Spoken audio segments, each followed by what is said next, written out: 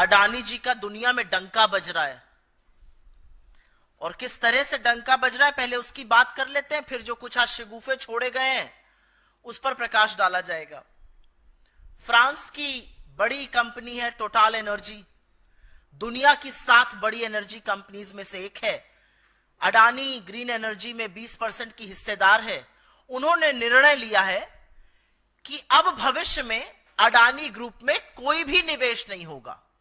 यह निर्णय भ्रष्टाचार, घूसखोरी, जालसाजी के जो आरोप लगे हैं अमेरिका में, उसके चलते किया गया है। ये उनकी प्रेस रिलीज में है कि हमारी 0 टॉलरेंस है भ्रष्टाचार को लेकर। तो टोटल एनर्जी ने आगे आइंदा निवेश ना करने की ठानी है।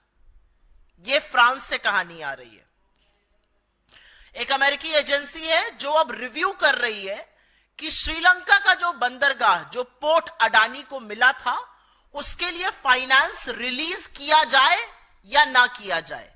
करीब $553 मिलियन का करार है, वो किया जाए या ना किया जाए। अमेरिकन एजेंसी ये रिव्यू कर रही है। श्रीलंका खुद अडानी पावर डील का रिव्यू कर रहा है और अलर्ट पर है।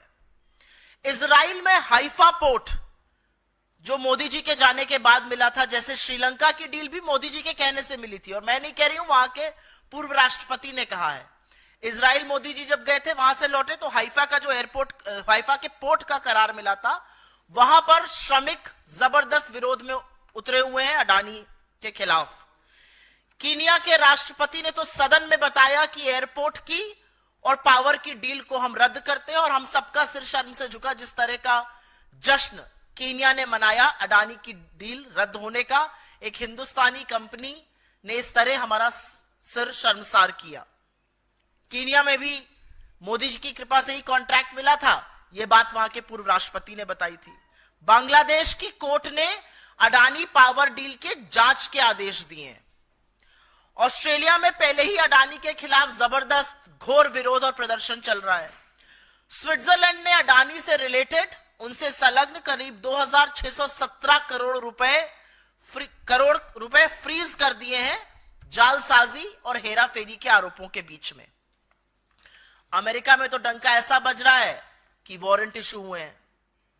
तो हर ओर अडानी घिर रहे हैं, सिवाय हिंदुस्तान के। हिंदुस्तान में वो सेफ रहेंगे क्योंकि यहां पर नरेंद्र मोदी जी के रहते हुए उनका कोई बाल से बाका नहीं कर सकता है। यहां असलियत यह है कि एजेंसियां मूक दर्शक बनी रहेंगी, वरना इतने संगीन, इतने गंभीर आरोप लगने के बाद आज तक, अभी तक उनकी गिरफ्तारी हो जानी चाहिए थी।